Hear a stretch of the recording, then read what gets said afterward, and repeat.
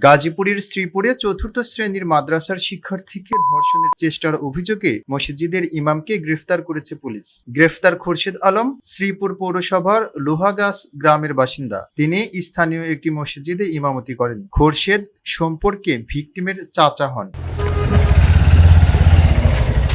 ভিকটিমের স্বজনরা জানান, 1 বছর আগে 3 সন্তান ফেলে মাদ্রাসার ছাত্রীর মা অন্যের সাথে সংসার করছেন।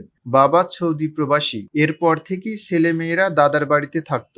গ্রেফতার খোরশেদের স্ত্রী বিভিন্ন সময় ওই মাদ্রাসা ছাত্রীকে রাতের বেলায় তাদের ঘরে একই খাটে নিয়ে ঘুমাতো। চাচি ঘুমিয়ে পড়লে চাচা খোরশেদ মাদ্রাসা ছাত্রীকে যৌন নিপীড়ন করত।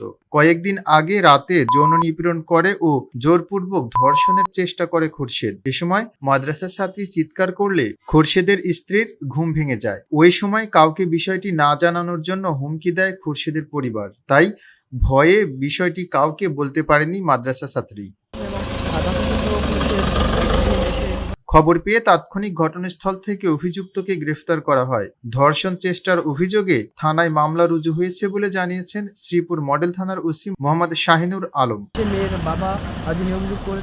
খবরের কাগজ, নিখাত, নির্ভীক, নিরপেক্ষ।